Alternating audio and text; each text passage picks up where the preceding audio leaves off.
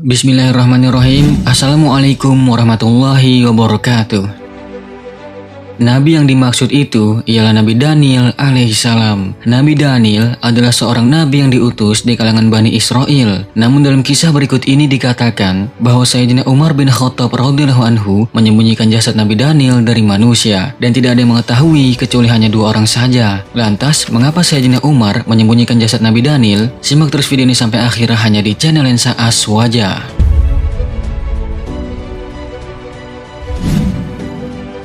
Namun sebelum lanjut, kita mau ingetin kepada kalian nih, jangan lupa subscribe channel ini dan aktifin juga lonceng notifikasinya, serta like dan share video ini sebanyak-banyaknya. Mari kita sama-sama bangun channel ini dan menyebarkan syiar Islam ke banyak orang. Salah satu nabi yang diutus kepada Bani Israel adalah Nabi Daniel. Jasad Nabi Daniel ditemukan oleh sahabat Abu Musa al-Asy'ari ketika berjihad melawan bangsa Tartar di daerah Hurmuzan. Jasad Nabi Daniel ditemukan di Baitul Mal Hurmuzan, dan penduduk Hurmuzan menjelaskan bahwa jasad tersebut telah meninggal 300 tahun yang lalu. Akan tetapi jasadnya masih utuh dan tidak membusuk sedikit pun. Lalu Abu Musa al-Asy'ari mengirim surat kepada Sayyidina Umar bin Khattab sebagai khalifah saat itu. Sayyidina Umar bin Khattab pun menjelaskan bahwa itu adalah jasad Nabi Daniel alaihissalam, dan dia juga memerintahkan untuk menyembunyikan kuburannya. Diriwayatkan oleh Ibnu Abi Syaibah dengan sanad dari sahabat Sayyidina Anas radhiyallahu anhu, tatkala mereka Abu Musa al-Asy'ari menaklukkan Tustur, mereka menemukan jasad seseorang yang hidungnya panjang. Penduduk Hurmuzan beristi'anah atau minta bantuan dan meminta hujan dengan perantara jasad tersebut. Kemudian Abu Musa segera menulis surat kepada Sayyidina Umar bin Khattab. Lalu Sayyidina Umar pun membalas surat tersebut. Sesungguhnya ini adalah nabi di antara para nabi. Api tidak akan membakar jasad para nabi dan bumi tidak akan merusaknya. Hendaklah engkau dan salah seorang sahabatmu menguburkannya di tempat yang tidak ada seorang pun yang mengetahuinya kecuali kalian berdua saja. Kemudian aku dan Abu Musa pergi untuk menguburkannya. Hadis riwayat Ibnu Abi Syaibah.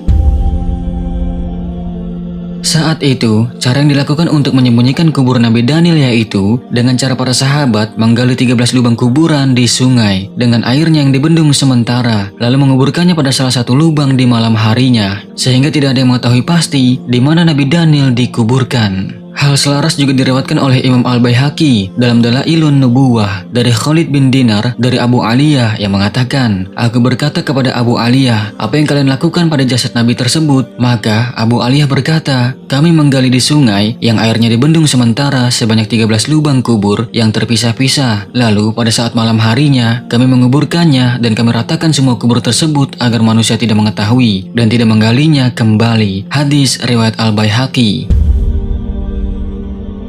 Selain itu, ahli sejarah Ibnu Katsir rahimahullah juga menjelaskan bahwa jasad tersebut adalah jasadnya Nabi Daniel karena bisa diperkirakan dari waktu kewafatannya dan kabar mengenai kapan masa hidupnya. Ada juga ulama yang menjelaskan bahwa Sayyidina Umar bin Khattab menulis surat kepada Abu Musa dan Sayyidina Umar berkata, pada siang hari galilah 13 lubang kubur, kemudian kuburkanlah pada malam harinya pada salah satu lubang tersebut dan sembunyikan kuburnya agar tidak menjadi fitnah atau disembah-sembah dan dikeramatkan oleh manusia. Sahabat beriman berkenaan dengan kisah Nabi Daniel ini yang jasadnya dikeramatkan oleh manusia sehingga Sayyidina Umar menyembunyikan kuburnya demi mencegah terjadinya perbuatan syirik di antara manusia saat itu. Maka hal ini pun seperti yang dibahas dalam pelajaran tauhid, yaitu bagaimana setan memiliki trik atau cara yang cukup pintar agar manusia terjerumus dalam kesyirikan. Setan memanfaatkan sikap berlebihan ini, yaitu terlalu berlebihan mengkultuskan atau memuji berlebihan sampai ke taraf hak-hak ketuhanan.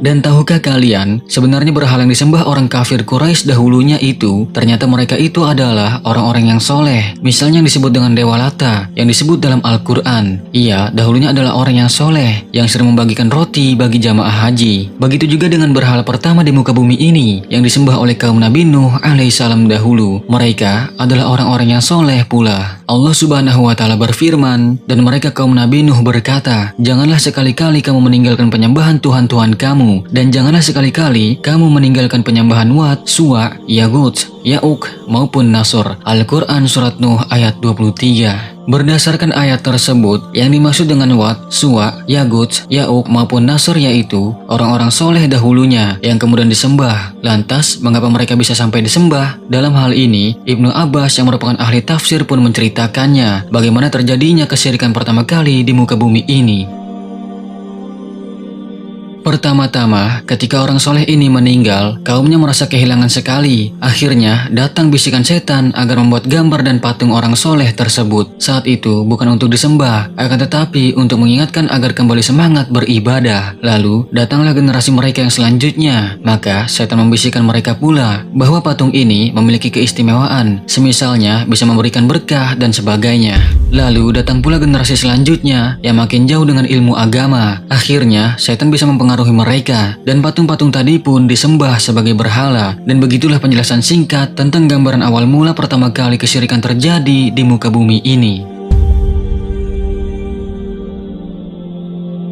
Dan semua itu bersumber dari salah satu sifat yang bernama gulu, yaitu sifat yang berlebihan. Dan sifat gulu atau berlebihan ini sudah diperingatkan oleh Nabi SAW, yang mana beliau bersabda, "Janganlah kalian berlebihan dalam memujiku, sebagaimana orang-orang Nasrani berlebihan dalam memuji Isa bin Maryam. Aku hanyalah seorang hamba, maka katakanlah Abdullah atau hamba Allah, dan Rasulullah atau utusan Allah." Hadis riwayat Bukhari dan Muslim. Dengan kata lain, janganlah kalian memujiku secara batil, dan janganlah kalian berlebihan dalam memujiku. Hal itu sebagaimana yang telah dilakukan oleh orang-orang Nasrani terhadap Nabi Isa alaihissalam, sehingga mereka menganggapnya memiliki sifat ilahiyah atau ketuhanan. Karenanya, sifatilah aku sebagaimana Rabbku memberi sifat kepadaku, maka katakanlah hamba Allah dan Rasul utusannya.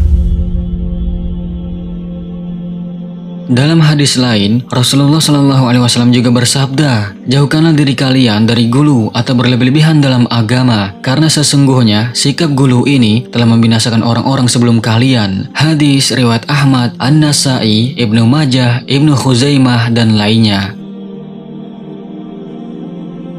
Semoga dari kisah singkat penuh hikmah kali ini dapat meningkatkan kecintaan dan keimanan kita kepada Allah Subhanahu wa Ta'ala, sehingga rahmat dan keridoannya bisa kita dapatkan di dunia dan di akhirat. Amin ya Allah ya Rabbal Alamin.